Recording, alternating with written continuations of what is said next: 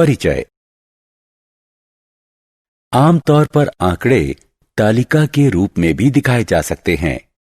आंकड़ों का सचित्र प्रस्तुतिकरण आलेख कहलाता है। इस अध्याय में हम आयत चित्र और रेखा आलेख के बारे में पढ़ेंगे। आलेख को अच्छी तरह से समझाने के लिए समाचार चैनल और पत्रिकाएं आलेख का उपयोग करती हैं। आलेख से बड़ी आसानी से समझा जा सकता है। ये पाई चार्ट है जिसमें एक पत्रिका की दुनिया भर के विभिन्न देशों में बिक्री की तुलना की गई है। इस तरह हम देखते हैं कि आलेख हमारे जीवन में कितनी अहम भूमिका निभाते हैं।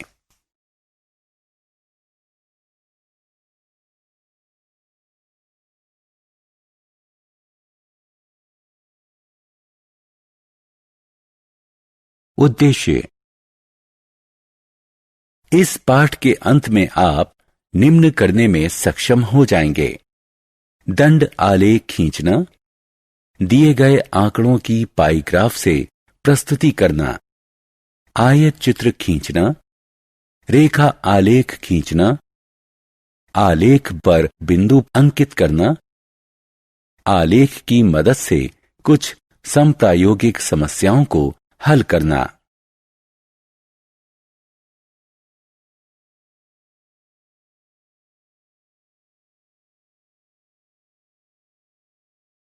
आलेख प्रस्तुति। दंड आलेख। यहां सांख्यिकी आंकड़ों को सचित्र, समान चौड़ाई वाले कई ऊर्ध्वाधर या क्षैतिज आयताकार स्तंभ जो एक दूसरे से समान अंतर पर हैं के द्वारा दिखाया गया है। स्तंभ आलेख में तिमाही, छमाही और सालाना परीक्षाओं में दिव्या की उपलब्धि दिखाई गई है। इससे हमें साल भर की उपलब्धि की तुलना करने में मदद मिलती है।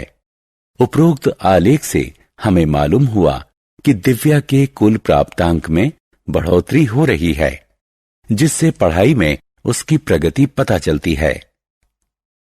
दंड आलेख दोहरे भी हो सकते हैं। इस आलेख से हमें 4 तरह के पटाखों की 2 दिन में हुई बिक्री का तुलनात्मक विवरण मिलता है। उपरोक्त आलेखों में पहला आलेख एक छात्रा की 3 परीक्षाओं की तुलना दिखाता है। दूसरा आलेख 2 दिन में हुई 4 तरह के पटाखों की बिक्री दिखाता है।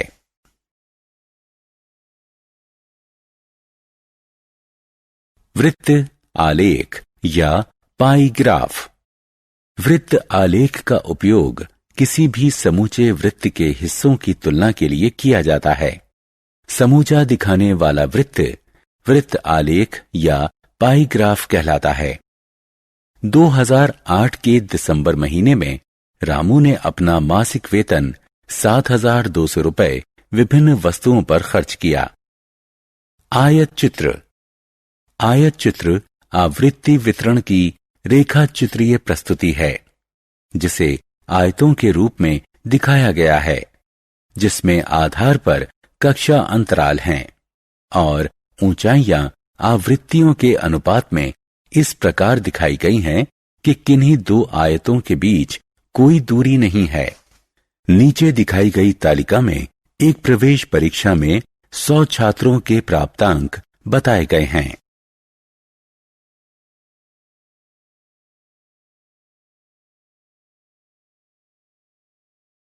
रेखा आलेख। रेखा आलेख से वे आंकड़े दिखाए जाते हैं जो समय की अवधि के साथ निरंतर बदलते रहते हैं। उपरोक्त तालिका में चेन्नई शहर का तापमान दिखाया गया है, जो दिन में हर 4 घंटे में लिया जाता है। इसे हम समय तापमान का आलेख कहते हैं।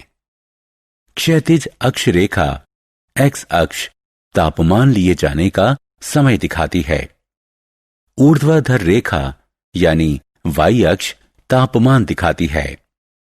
प्रत्येक 4 घंटे का तापमान दर्ज करके बिंदुओं के रूप में आलेख में दिखाया जाता है। इन बिंदुओं को रेखा खंडों से जोड़ा जाता है। जिससे बनता है रेखा आलेख। आलेख से हम देख सकते हैं कि सुबह 10 बजे से दोपहर बाद 2 बजे तक तापमान में 2 डिग्री सेल्सियस की बढ़ोतरी हुई।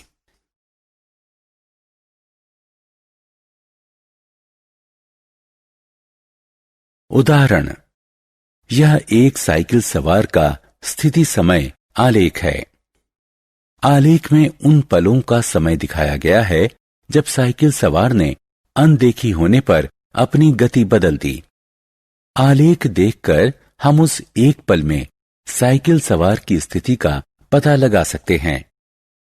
किस समय वो किस जगह पर किस गति से जा रहा था, उसने कितनी दूरी तय की, यहां तक कि वो किस दिशा में गया।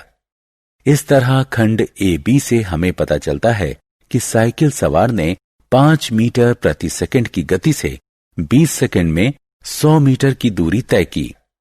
खंड बीसी से पता चलता है कि साइकिल सवार 100 मीटर का फासला तय करने के बाद रुका। खंड सीडी में हम देखते हैं कि साइकिल सवार और तेज गति से आगे बढ़ा और 20 सेकंड में उसने 200 मीटर की दूरी तय कर ली। इसका अर्थ यह हुआ कि वो 10 मीटर प्रति सेकंड की रफ्तार से जा रहा था। खंड डी ई में हम पाते हैं कि साइकिल सवार 20 सेकंड के लिए रुका और खंड ई एफ से पता चलता है कि साइकिल सवार मुड़ा और 20 सेकंड बाद उसी जगह पहुंच गया जहां से उसने यात्रा शुरू की थी। वो 15 मीटर प्रति सेकंड की निरंतर गति से साइकिल चला रहा था।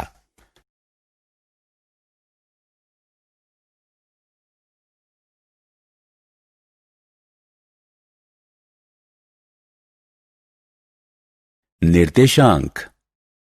कक्षा में अपने स्थान का पता लगाइए।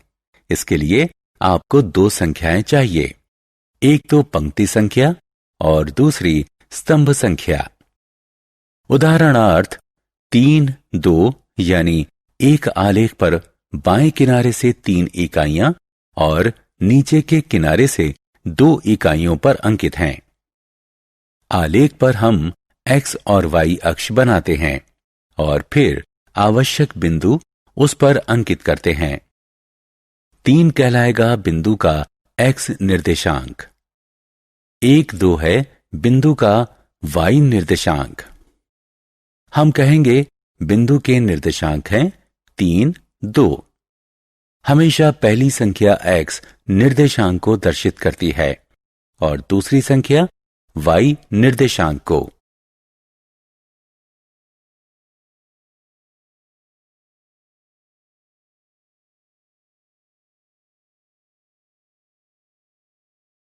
उदाहरण, आलेख शीट पर बिंदु 4, 5 अंकित करें।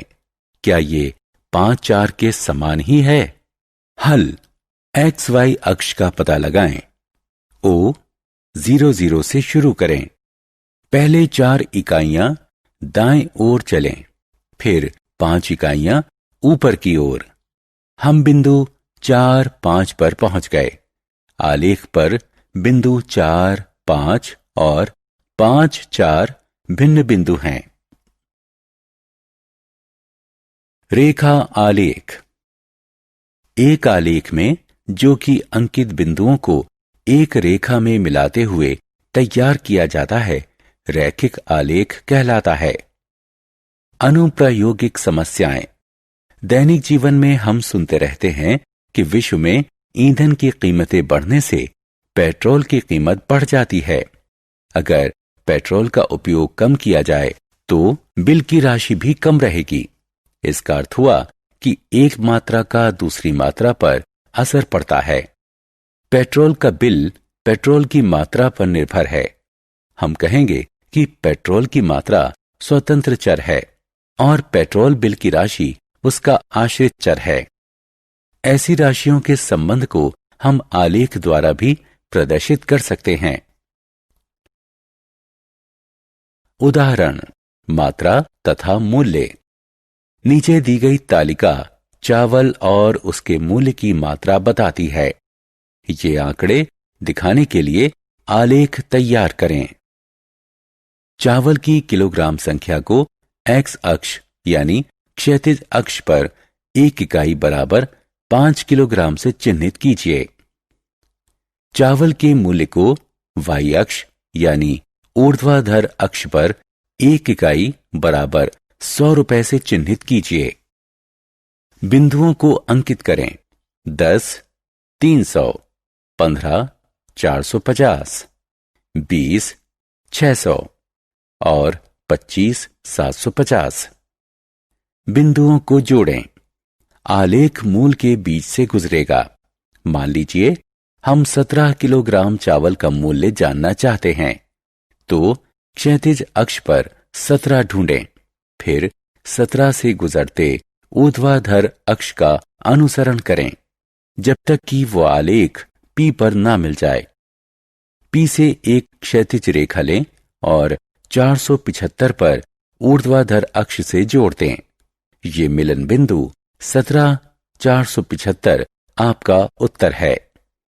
ये एक ऐसी परिस्थिति का आलेख है जिसमें दो राशियां समानुपात में हैं।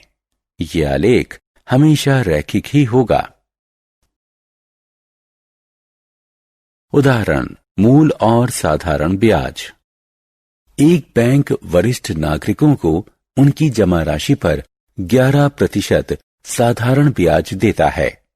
जमा राशि और उस पर अर्जित ब्याज के बीच संबंध दिखाने वाला आलेख बनाएं। 500 रुपए के निवेश पर मिलने वाला वार्षिक ब्याज। 88 रुपए वार्षिक साधारण ब्याज अर्जित करने के लिए आपको कितना निवेश करना होगा? हल। क्षैतिज अक्ष पर रुपए का निवेश x में अंकित करें। यहां एक इकाई बराबर 100 रुपए है। ऊर्ध्वाधर अक्ष पर ब्याज के रुपए को y अंकित करें। यहां एक इकाई बराबर 10 रुपए है।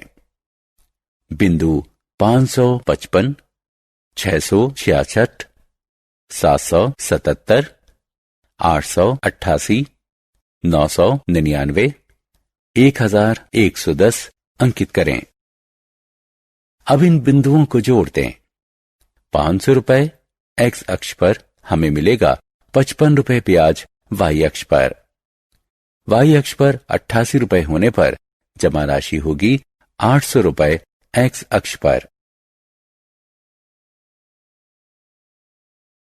उदाहरण, समय और दूरी। अक्षय किसी कार को लगातार 40 किलोमीटर प्रति घंटा की रफ्तार से चला सकता है।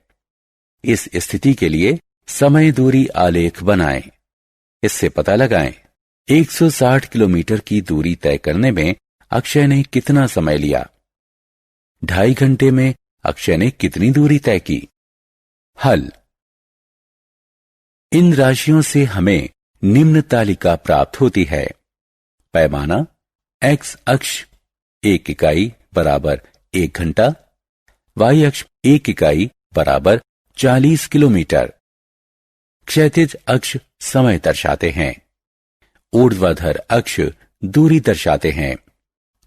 1 40, 2 80, 3 120, 4 160 तथा 5 200 बिंदुओं को अंकित कीजिए।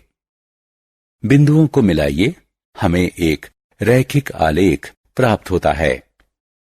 ऊर्ध्वाधर अक्ष पर 160 किलोमीटर क्षैतिज अक्ष के 4 घंटे के अनुपात में है। क्षैतिज अक्ष का 2.5 घंटा ऊर्ध्वाधर अक्ष के 100 किलोमीटर के अनुपात में है। इसलिए 160 किलोमीटर की दूरी अक्षय ने 4 घंटे में तय की और 2.5 घंटे में वो 100 किलोमीटर की दूरी तय कर सकेगा। सारांश। आइए हमने जो कुछ सीखा है उसे संक्षेप में दोहराएं। आंकड़ों की सचित्र प्रस्तुति आलेख कहलाती है। दंड आलेख का उपयोग श्रेणियों के बीच तुलना के लिए किया जाता है। किसी समूचे के हिस्सों की तुलना करने के लिए वृत्त आलेख पाई ग्राफ का उपयोग किया जाता है। आयत चित्र लगातार अंतराल वाले आंकड़ों के लिए दंड आलेख होता है। रेखा आलेख में वो आंकड़े दिखाए जाते हैं जो समय के साथ बदलते रहते हैं। अंकित बिंदुओं को मिलाने पर प्राप्त आलेख एक सरल रेखा होती है। आलेख पर एक बिंदु अंकित करने के लिए हमें x और y निर्देशांकों की जरूरत पड़ती है। हम रेखा आलेख के माध्यम से समानुपात दिखा सकते हैं।